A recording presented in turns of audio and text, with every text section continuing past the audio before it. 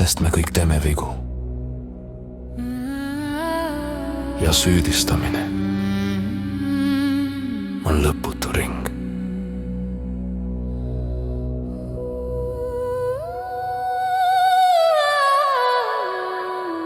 Lõpeta teiste süüdistamine. Lõpeta enda süüdistamine. Sest niimoodi elada on emotsionaalselt pimestav ja vaimselt kahjulik. Ma olen seda teed käinud. Pikk hingamine. Alguses tundub, et süüdistamine annab jõudu. Et see hoiab mind püsti, et kui keegi on süüdi, siis minu valu on õigustatud, aga see jõud on vale. See ei vii edasi. See hoiab kinni.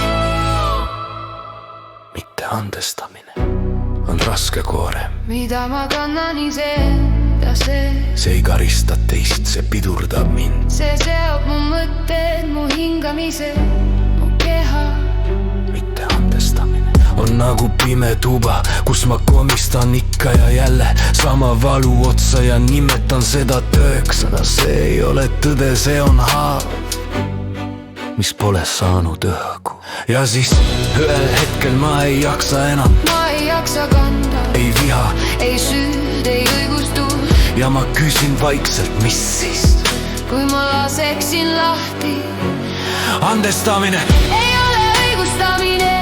See ei ütle, et kõik oli korras. Andestamine ütleb, ma ei kanna seda enam. Andestamine ei ole nõrkus. See on selgus, see on otsus. Mitte elada pimeduses, mis sööb seest pool. Kui ma andestan teisele, siis ma vabastan iseenda. Kui ma andestan endale, siis mu hing saab jälle liikuda.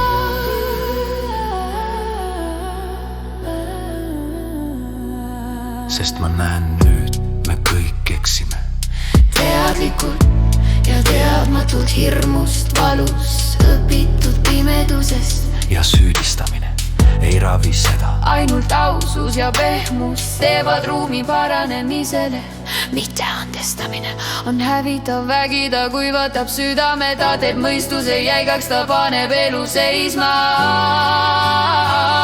Andestamine on vägi, mis avab uuesti voolu. Mitte selleks, et unustada, vaid selleks, et edasi minna. Ma ei ela enam süüdistuses. Ma ei ela enam enese karistamises. Ma valin vastutuse. Ma valin selguse. Ma valin andestuse. Ja selles valikus ei ole kaotus. Seal on rahu. Seal algab päriselt elamine.